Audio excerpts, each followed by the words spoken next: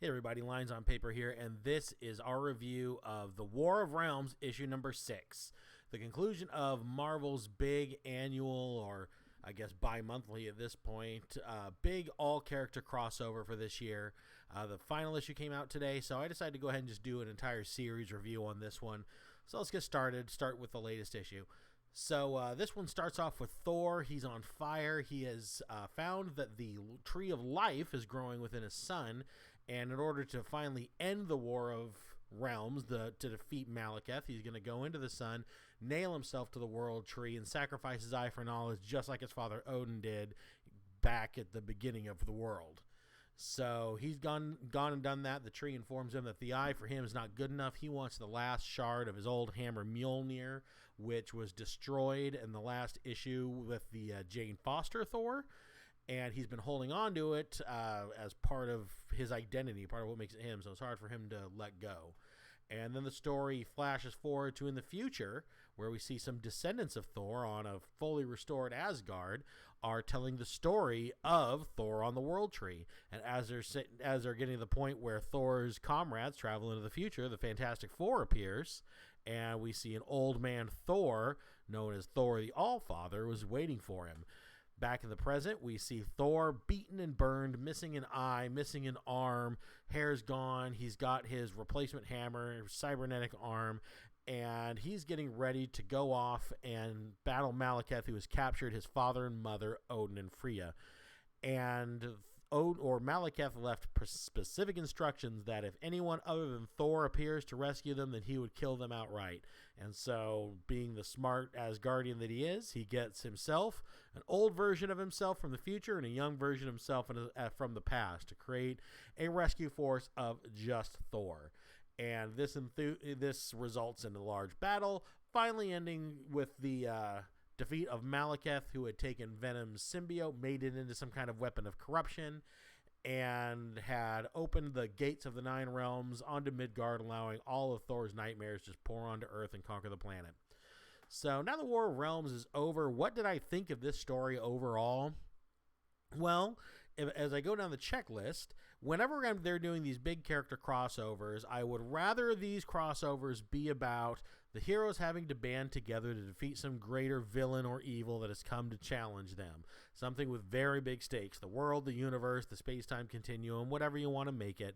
I prefer it to be a big reason for everyone to get together and have to fight, as opposed to some kind of moral dynamic showing up that divides the heroes into a big hero brawl a la the Civil War. Not that I didn't enjoy the Civil War necessarily, but I found a severe lack of payoff as that story wound to an end, as well as some characters acting out of sorts. But, I'll do another review one day of Civil War as kind of a throwback. So let's just stick to War of Realms here. So War of Realms had a lot of what you want from a crossover. We had some shocking character deaths. We had some crazy moments like Odin appearing in an Iron Man suit to battle Malekith and battle Asgardian villains. So that was pretty cool. It had an endless amount of tie-ins. I don't even know how many War of Realm tie-in books crossed through regular books, as well as mini-series that were created specifically for the story. And I actually felt like it was to the point where it detracted from the story, because I only bought the primary 6 issues as well as the chapters of Avengers that it crossed over, because this story wasn't holding my interest that well, and I really didn't care what everybody else was doing in the story. But I found as I would go from one issue to another, there'd be a storyline that would start in one issue, and then by the time the other issue came, either that storyline had been resolved or something new was taking place that had happened in a tie-in book. And I really didn't like that. I figure you need to be strong enough as a story to stand on your own issues, whereas the tie-ins should just add a little flavor. I remember back when they did the Infinity Gauntlet, that's how it worked. They had the 6 issues of the Infinity Gauntlet. They ran very smoothly, and every now and then during the story, you would see something happening off-panel or referred to something off-panel, and you could pick up a book and find out what that was about if you really wanted, but it didn't take away from your enjoyment of the story or what you needed to read it, whereas this one, I felt very lost in some points. Like I really missed out on something by not reading the tie-ins, which I had no desire to do. So, in my opinion, that took away from the story. Also, I think we need to look at this main villain of the story, Malekith, Malekith, the accursed king of the Dark Elves. He's an old school Thor villain. So this guy, I just don't know that he had the name recognition or the street cred to really be the villain of a major crossover. This guy has never been a major bad. I know he's powerful. He controls one of the 9 realms. He rules an entire race of space elves. But I don't know. The story seemed like a Loki story. And I know they're trying to reform Loki, but I kind of start to wonder, would this have been better as a Loki story? I mean, Malekith's biggest accomplishment up till now has been he was the kind of forgettable villain from Thor: The Dark World, the second Thor movie. Did we really need a crossover featuring him? And, you know, he was good. He was evil. He was menacing, but I don't know. He never had the gravitas I felt that an A-list villain maybe could have had, or maybe just create a new villain. Back when they did another Asgardian all-Marvel crossover, Fear Itself, they introduced the Serpent, Odin's brother, the Midgard serpent of Asgardian lore. That's something to be afraid of. That is a menacing villain that can follow through on what he wanted to do.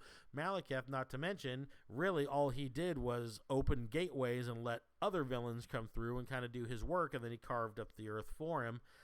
And I don't know. I felt that was a bit anticlimactic. So at the end of the day, would I recommend War of Realms?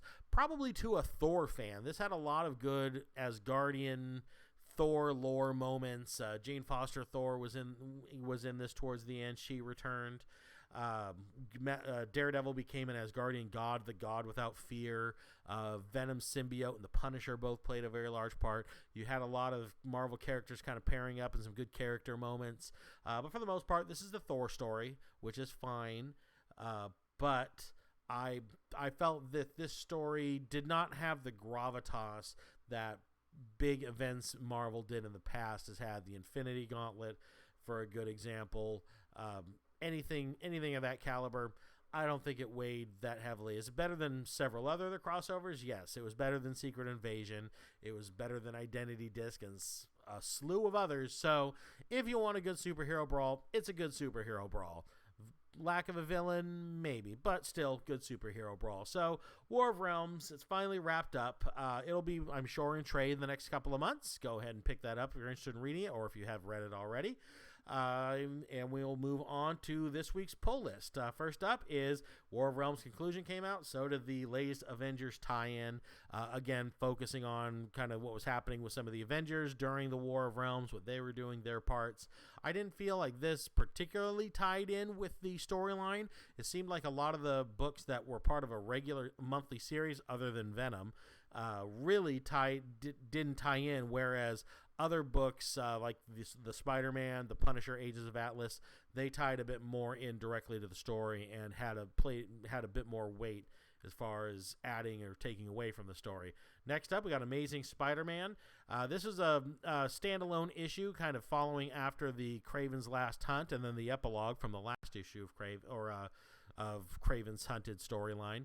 And this one features prominently this new villain featured behind Spider-Man in the picture here. We finally learn his name, or at least a name he wishes to be called, and a hint that this villain may have been part of Spider-Man's mythos for quite a while now. So interesting there. I'm kind of curious if anyone has any theories on who this guy might be. He claims to be somebody from Spider-Man's past. Doesn't drop a lot of hints, or maybe he does and they're too subtle for me to pick up. If you saw something, please leave it in the comments below. I wouldn't mind listening to it. Spawn number 298, Road to 300. Spawn's villains are mobilizing, and we are getting ready for a big showdown in number 300. As you can see, Todd McFarlane is kind of recreating his run to 300 that he did on Amazing Spider-Man, where he kind of ushered that in for that character, and he's recreating the covers as kind of a tribute. Kind of cool. Some people like him, some people don't. But let me know in the comments what you think. Also, let me know in the comments what you thought of my review of War of Realms. Did you really like it? Did you enjoy Malekith as the primary villain? Let's discuss it. And other than that, that is it for this week. So have a good one, everyone. I will be back next week with some more reviews. Be sure to check out our Patreon page if you're in a position to help the channel grow. We always appreciate that. Otherwise, like and subscribe. Hit alerts on that YouTube. Click that bell for me. Also, I've got a Kickstarter or Indiegogo account, pardon me, for a comic book that I did, Malevolent Rising. I'll put a link to that in the description of this video below. Go ahead and check that out. We have 6 days left as of the filming of this video to get this thing to finish out strong. So hope you guys check all that content out, and I hope you enjoy the reviews. Talk to you soon. Goodbye.